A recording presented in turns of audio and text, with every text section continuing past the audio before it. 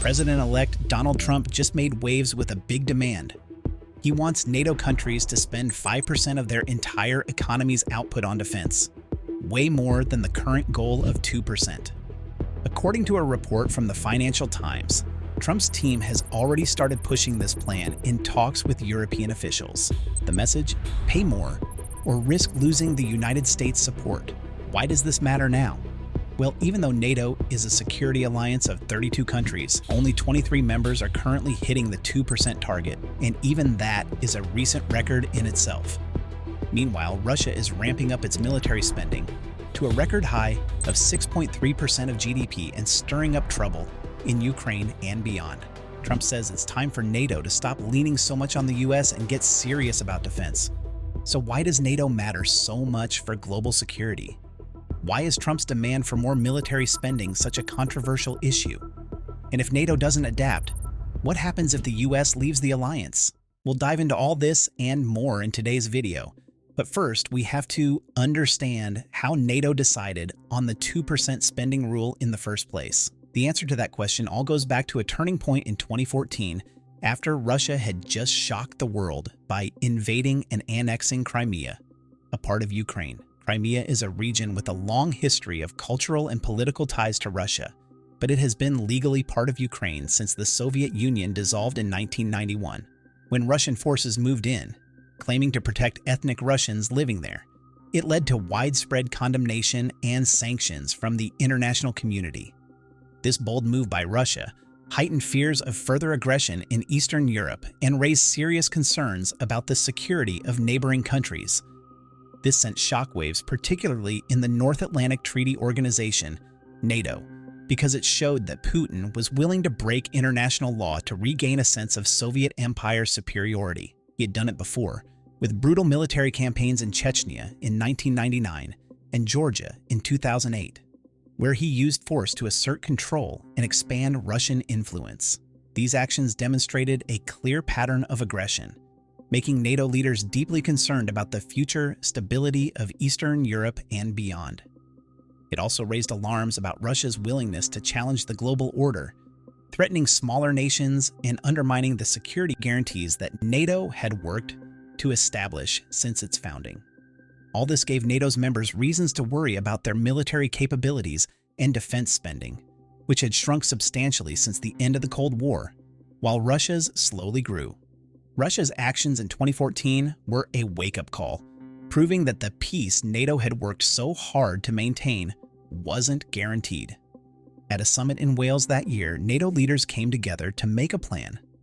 They agreed on what's now known as the Defense Investment Pledge. By 2024, every NATO member would aim to spend at least 2% of their GDP on defense. This wasn't just about money. It was about rebuilding strength, trust, and readiness across the alliance. The 2% goal became a symbol of commitment, a way for countries to show they were serious about standing together against any threat. But why 2%? Back during the Cold War, NATO members often spent more than 3% of their GDP on defense. But now, since nations had other priorities, the 2% figure was chosen as a realistic but challenging target, enough to strengthen NATO without putting too much strain on national budgets. It was also meant to solve an old problem: burden sharing.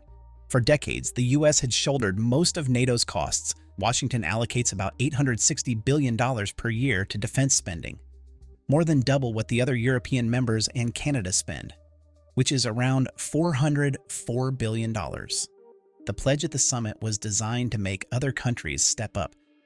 Fast forward to today, and here's where things get tricky. Not everyone has kept their promise. Some countries like Poland and Greece spend even more, recognizing the risks of being close to Russia's borders. But others, like Canada and Belgium, are far behind, spending less than 1.5%. So why are so many countries falling short? Part of the answer lies in priorities. Countries like Belgium often prioritize healthcare, education, and social programs over defense. Others feel less directly threatened and assume NATO's bigger players, like the US or the UK, will step in if things go wrong. This creates a frustrating imbalance. Some countries are doing their part, while others are seen as free riders benefiting from NATO's protection without contributing equally. But it's not just about fairness. Falling short on defense spending has real consequences. When NATO members don't invest in their militaries, it weakens the alliance as a whole. For example, when Russia invaded Ukraine, many NATO countries like France struggled to send weapons and ammunition quickly because their stockpiles were too low. The war revealed just how unprepared some countries were for a major conflict. This brings us to a critical question. Is the 2% target still enough? NATO's Secretary General has said it should be seen as a floor, not a ceiling, saying during a speech in Brussels in December that, a decade ago, allies agreed it was time to invest in defense once again. The benchmark was set at 2%. By 2023, NATO allies agreed to invest at least 2%.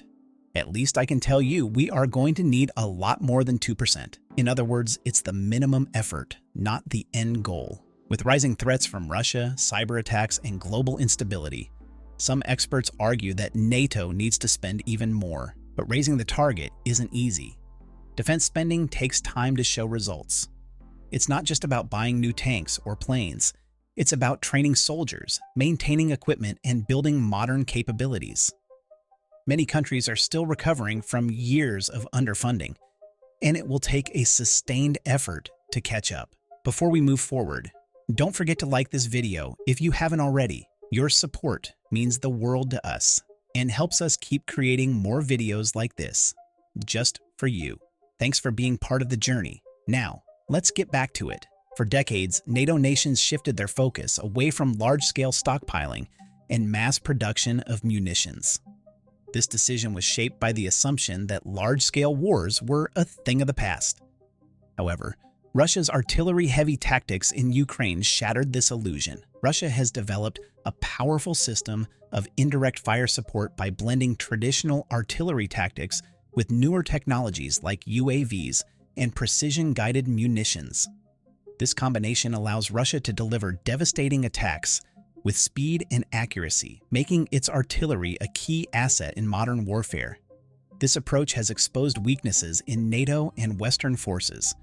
While NATO prioritizes precision strikes and efficiency, Russia's reliance on overwhelming firepower, using massive barrages to dominate the battlefield, underscores the importance of maintaining large stockpiles and sufficient firepower. The massive expenditure of munitions, coupled with the destruction of armored vehicles and artillery, quickly strained NATO's ability to supply Ukraine while replenishing its own reserves.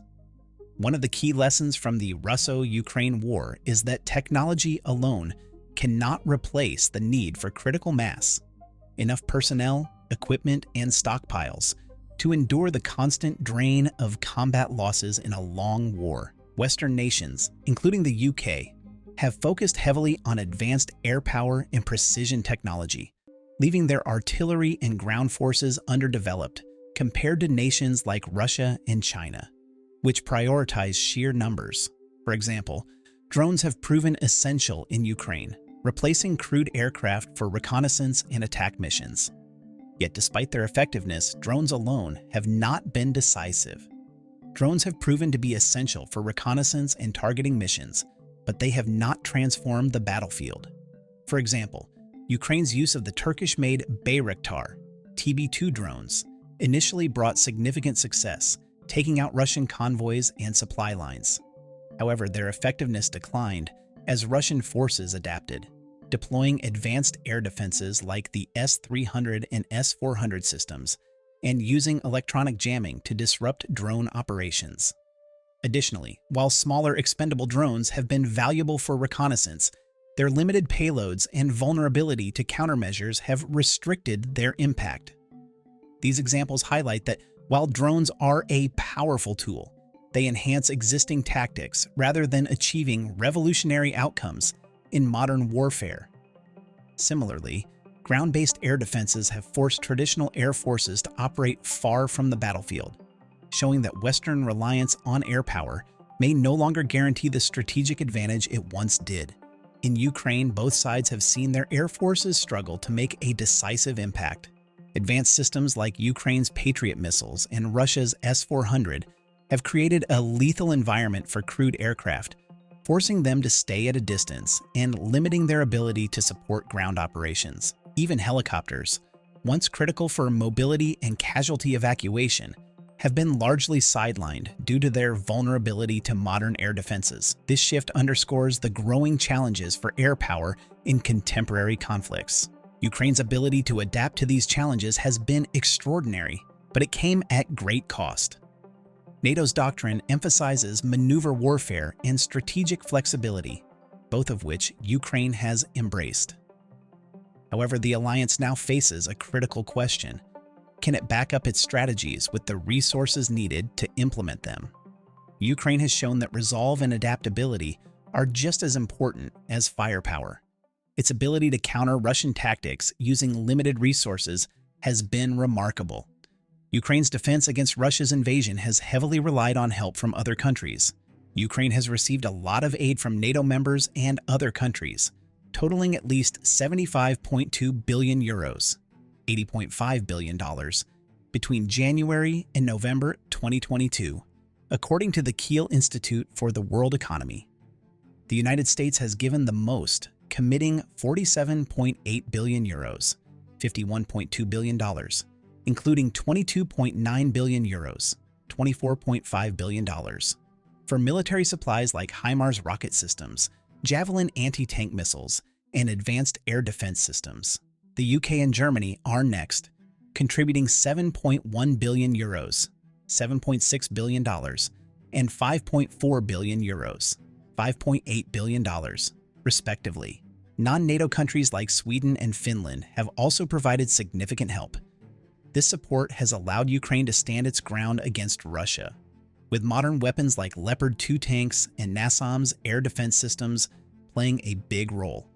However, even with all this aid, it's still not enough to fully meet the demands of a long and exhausting war. Ukrainian leaders like Ambassador Oksana Markarova have often said the country is running dangerously low on weapons and ammunition, calling for urgent aid. For example, the U.S. is considering a $95 billion emergency package, with $60 billion for military supplies like missiles and training, things Ukraine needs to keep fighting against a Russian army that uses 10,000 to 20,000 artillery shells every day. Other countries are also stepping in to help.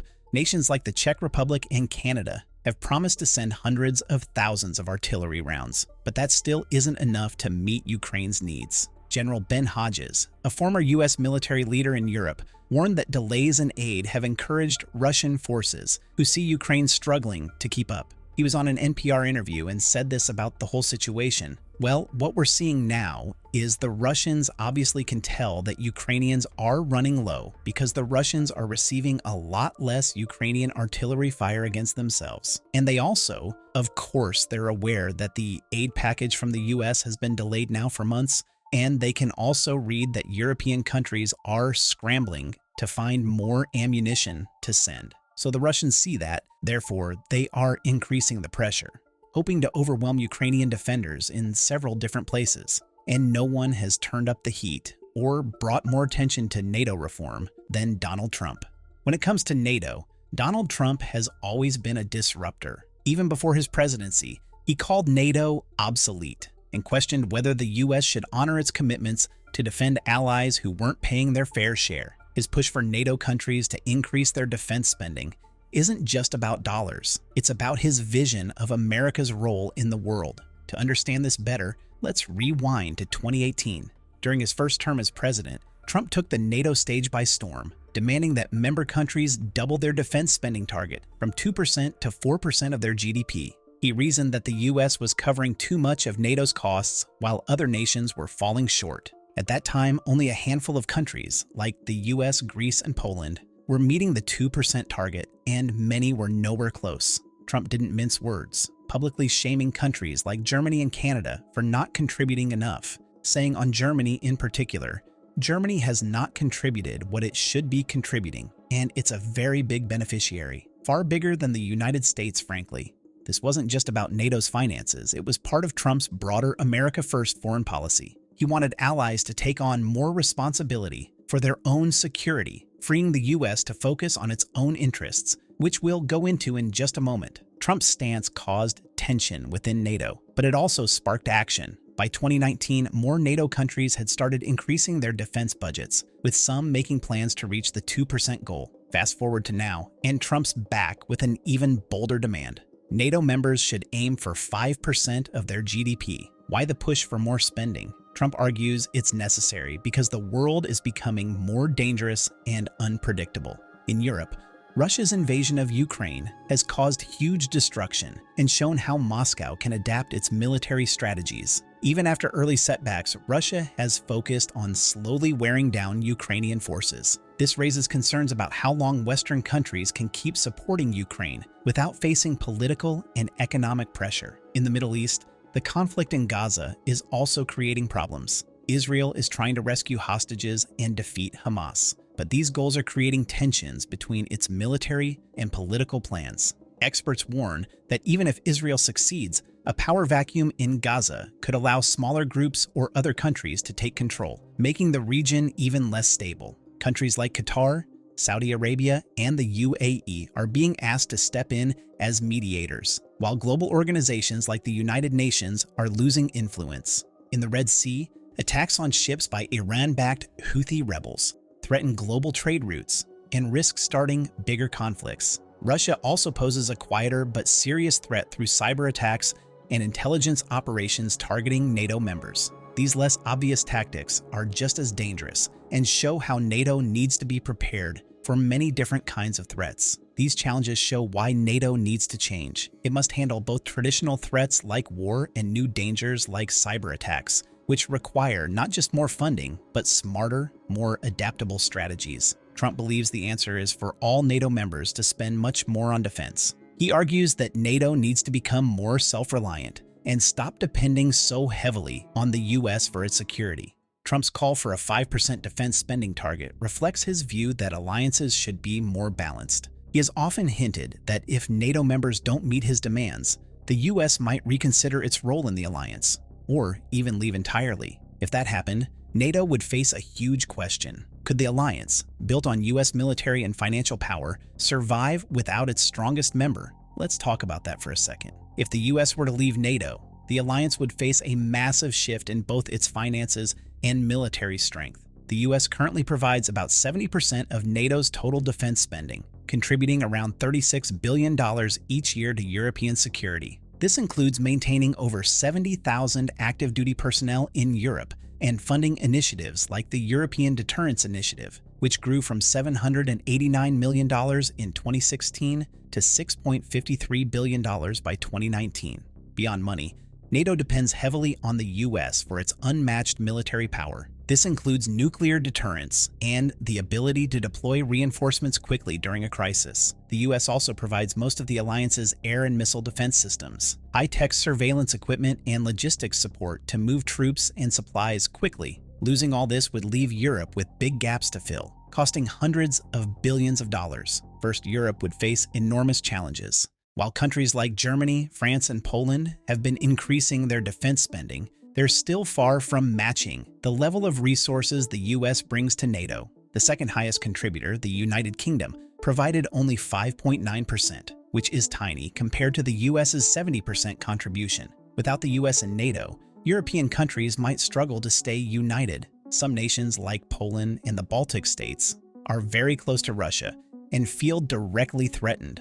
They would likely push for stronger military defenses and more aid to Ukraine. But others, like Italy or Spain, might focus on their own priorities, such as immigration or economic challenges, and try to negotiate peace with Russia. This could split Europe into competing divisions, weakening their ability to stand together. If the European Union tried to create its own version of NATO, building the same level of trust, coordination, and readiness would be a monumental task, likely taking years or even decades.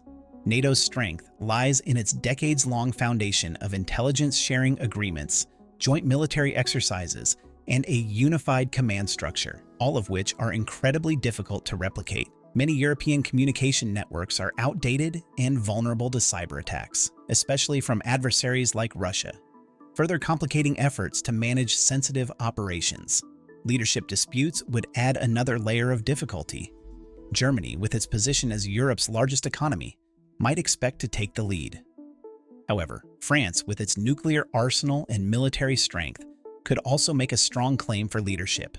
These disagreements could lead to fragmentation and indecision, especially during crises when quick, unified action is critical. Nuclear defense presents an even bigger challenge. The US currently provides much of NATO's nuclear deterrence, stationing tactical nuclear weapons in Europe to reassure allies and deter adversaries. Without US support, frontline countries like Poland and the Baltic states, already under the shadow of Russian aggression, might feel dangerously exposed.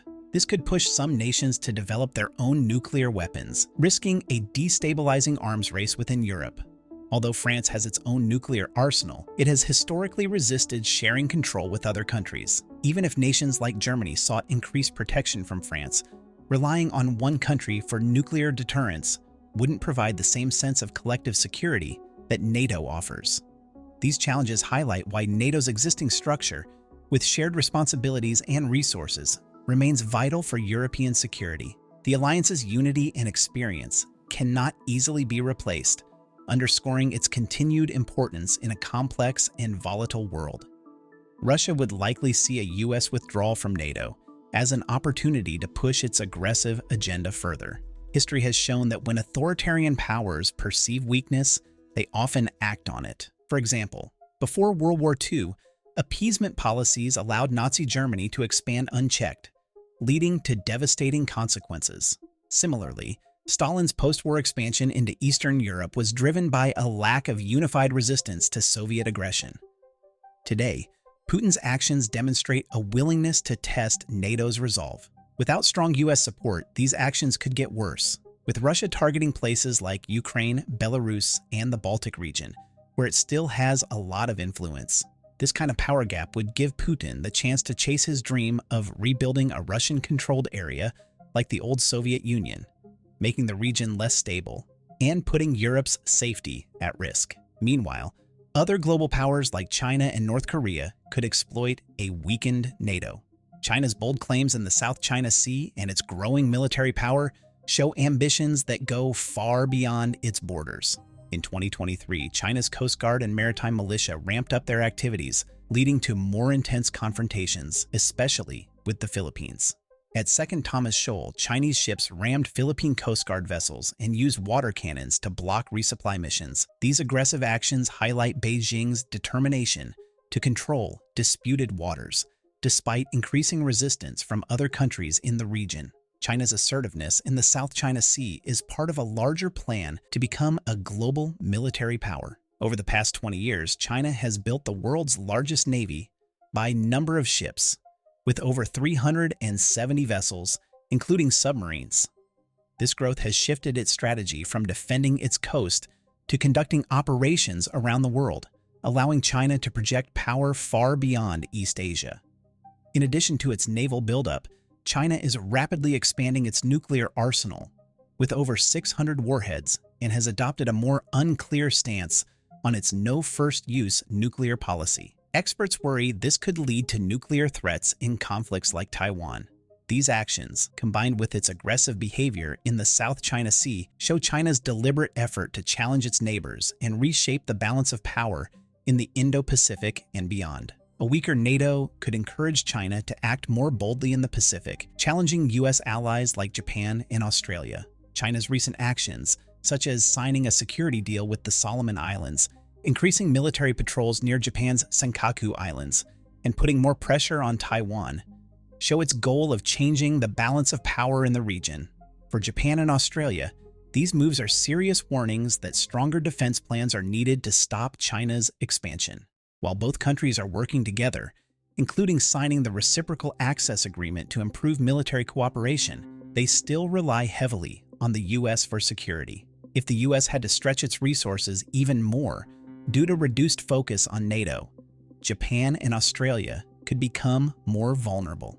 Japan might need to rethink its pacifist constitution, and Australia might lean more on deals like AUKUS to get better military tools. These steps highlight the urgent need for both nations to take on a bigger role in protecting the Indo-Pacific and keeping the balance of power in the region. North Korea, with its history of defiance and nuclear ambitions, could seize the chance to escalate threats against South Korea, which NATO has partnered with since 2005, and Japan. Knowing that NATO's attention would be divided, this pattern of opportunism mirrors past instances where power vacuums have led to global instability, underlining the importance of maintaining NATO's unified strength. Finally, rebuilding Europe's defenses without the over $800 billion annual contribution of the US would be far more expensive than it is now. Leaders might promise to spend more on their militaries, but the cost of replacing American support, like advanced missiles, intelligence systems, and fuel tankers for planes, would run into the hundreds of billions of dollars. And with no guarantee that all countries would pitch in equally, some might feel like they're back to the same unfair burden-sharing problem that frustrated Trump in the first place. If the US left NATO, the consequences would be felt worldwide. Europe would have to work harder than ever to defend itself. Russia might gain more power, and global stability could be shaken. While Europe is wealthy and capable, the challenge would be staying united and acting quickly enough to fill the gaps left by America. But another critical question to explore, given Trump and the US's demands, is if NATO partnership with the US is a one-sided affair. NATO isn't just a safety net for its European members, it's a valuable partnership for the United States too. While much of the conversation focuses on America's contributions, the alliance provides numerous benefits that enhance US security, economic interests, and global influence. NATO helps keep peace and stability in Europe, a region that has historically been a flashpoint for world wars. By deterring aggression, NATO prevents conflicts that would otherwise demand massive US military involvement. For example, during the Cold War, NATO's presence kept the Soviet Union in check, and today, it continues to deter Russia's aggressive actions. Without NATO, the US could face the direct costs of managing European security on its own, a task that would likely drain resources and manpower. NATO also plays a critical role in nuclear deterrence. Member countries like the UK and France contribute about 30% of NATO's ballistic missile submarine fleet, and many host US nuclear weapons on their soil. This shared responsibility strengthens global stability and ensures that the US isn't alone in deterring threats from countries like Russia and Iran. The US gains access to robust intelligence networks through NATO. Nations like the UK, France, and Germany maintain highly capable intelligence agencies that work closely with the US on issues ranging from counterterrorism to monitoring nuclear programs. This collaboration provides the US with critical insights and reduces the burden of gathering information independently. In addition, NATO member countries contribute significant military resources. Non-US NATO members collectively maintain over 1.8 million active duty personnel, 6,983 main battle tanks, and 2,612 combat-capable aircraft. This pooled military capability amplifies US strength in joint operations, such as those in Afghanistan and Libya, where European allies have provided critical support. NATO isn't just about military power. It also safeguards US economic interests. The alliance helps maintain secure trade routes and protects the infrastructure that enables $699 billion in annual US-EU trade. Additionally, European nations are key buyers of US military equipment, including advanced systems like the F-35 fighter jet. These purchases strengthen both NATO and the US defense industry, creating jobs and driving innovation.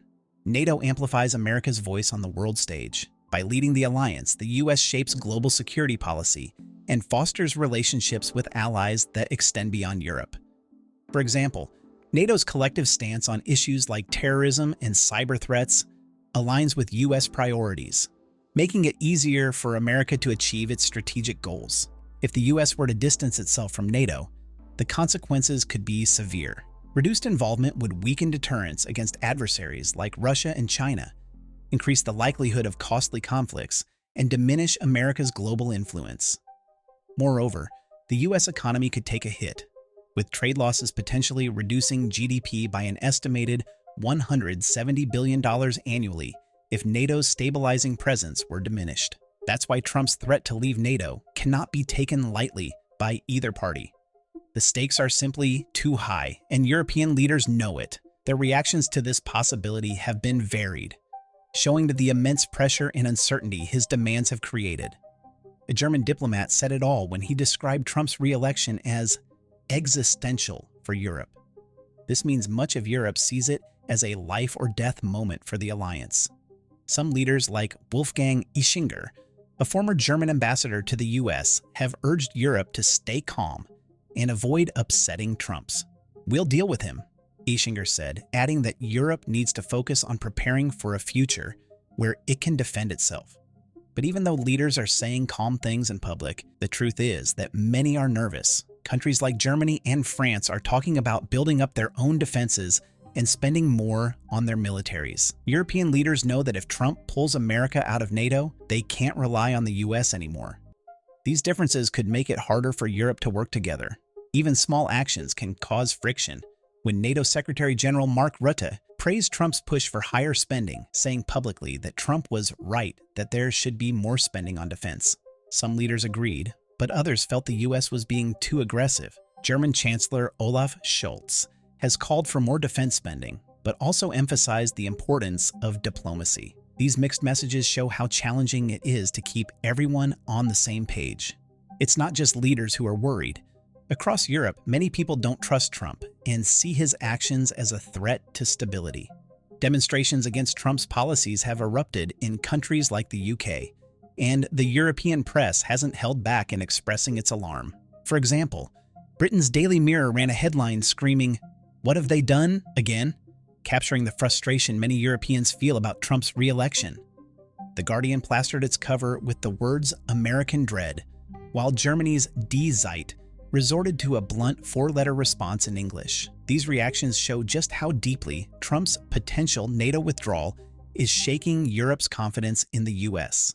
This mix of bafflement, scorn, and even humor reflects a larger anxiety about what Trump's policies might mean for Europe's security. Many Europeans see his actions as unpredictable, even dangerous, and they worry about what a future without America in NATO would look like. With so much at stake, the conversation is shifting to whether the 5% target is realistic for most NATO nations. The idea of NATO members spending 5% of their GDP on defense might sound straightforward, but in reality, it's a monumental challenge.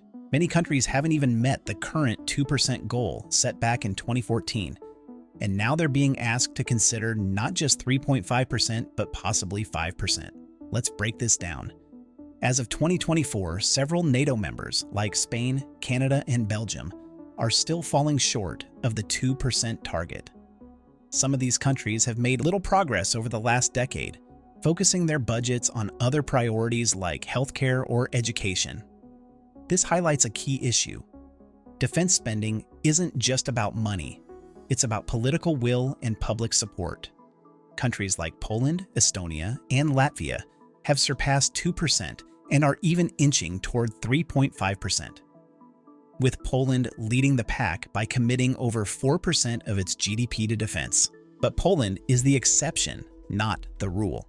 For most NATO members, jumping to 3.5%, let alone 5%, would require enormous financial sacrifices. Some leaders see 3.5% as a more realistic target, at least in the short term. For example, Latvia and Estonia are already close, spending around 3.15% and 3.43% of their GDP respectively. These countries, feeling the threat from Russia, have prioritized defense spending. However, for nations like Canada and Spain, even 3.5% would be a huge leap that might take years to achieve. Jumping to 5% is an entirely different story. For comparison, the United States currently spends about 3.43% of its GDP on defense, and it's the largest military spender in NATO. Poland, the closest to 5%, is planning to spend 4.7% of its GDP in 2025, a historic high. But for most NATO countries, reaching 5% would require massive increases in military budgets, which could strain other critical areas like social services and infrastructure. Let's take Spain as an example. Its defense spending is currently far below 2%. To meet 5%, it would need to more than double its military budget, a step that would likely face strong public opposition. The same goes for Canada, where defense spending is just 1.4% of GDP. For countries with limited resources or other pressing priorities, 5% might seem impossible. Another challenge is balancing new spending targets with existing commitments, like supporting Ukraine in its fight against Russia. Many NATO countries have already stretched their budgets to provide Ukraine with weapons, ammunition, and financial aid. Adding more defense spending to the mix would mean tough choices about where to allocate funds. Given these challenges, many experts and leaders see 3.5% as a more achievable goal. It's a big jump, but it's not as extreme as 5%. Some NATO members might even agree to 3.5% as a stepping stone, giving themselves time to build up their defense capabilities gradually. But even this lower target would require significant political will, financial investment, and public support. If everyone pitches in more, NATO will be stronger than ever.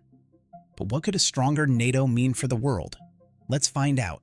Trump's push for higher defense spending among NATO members could pave the way for a reimagined alliance. A NATO where all members contribute more could become a truly global force, capable of tackling modern challenges while staying true to its core mission of collective defense.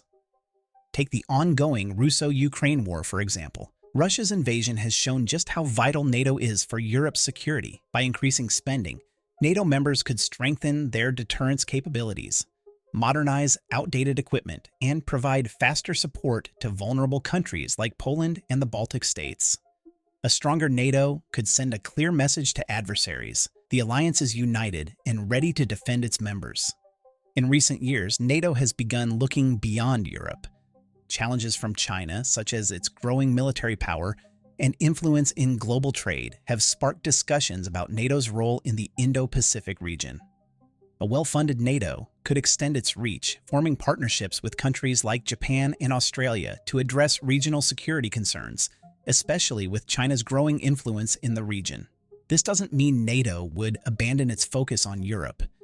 It means the alliance could adapt to a world where threats don't respect borders. Throughout its history, NATO has proven its ability to adapt, from defending against the Soviet Union to stabilizing conflict zones. The alliance has evolved to meet the needs of the moment. Today, its challenges are different, but the same principle applies. NATO's strength lies in its unity. By investing more in defense, member nations could lay the foundation for a NATO that is better equipped to face the future. A new, stronger NATO could do more than protect its members. It could set a global standard for collective security. Imagine an alliance that not only counters Russia's aggression, but also leads the way in addressing emerging threats like cyber attacks and climate-related security risks. By pooling resources and expertise, NATO members could create an alliance that is not just reactive, but proactive, a leader in global peace and stability. But that's what could happen if the plans succeed. If they fail, however, we might find ourselves navigating an entirely different world, one with far-reaching consequences for NATO, the US, and global security. If NATO's transformation fails, it could mark the decline of the post-World War II international order. After World War II, the world faced massive rebuilding efforts and deep political uncertainty. Entire cities lay in ruins. Economies were shattered, and millions of people were displaced. Amid this chaos, authoritarianism and communism began spreading like wildfire, fueled by leaders like Joseph Stalin, who was expanding Soviet influence across Eastern Europe. Stalin's strategy involved installing puppet governments, suppressing dissent, and building an enormous military presence, creating fear and instability throughout the region. NATO was created to counter this, ensuring a united front against authoritarian powers and protecting democratic nations. Today, history echoes in unsettling ways. Vladimir Putin, now the longest-reigning Russian leader since Stalin, has brought back a confrontational stance, pushing authoritarian ideals and challenging NATO's strength. Meanwhile, adversaries like China are building its military power and forging economic ties that could rival NATO's influence in regions like Africa and Southeast Asia. These powers would seize any opportunity to expand their influence, challenging democratic values and eroding the rules-based system that has maintained global peace for decades. Without NATO, The delicate balance that has maintained international peace since 1949 could collapse. The consequences would be catastrophic. Weakened global institutions, emboldened autocratic leaders, and a world where the ideals of freedom and cooperation are replaced by fear and division. As the challenges of the modern world grow more complex, NATO's role as a unifying force has never been more critical. In this precarious and dangerous new era, the lessons of history remind us that preserving and strengthening NATO isn't just about defense. It's about safeguarding the principles that underpin global stability and peace for generations to come.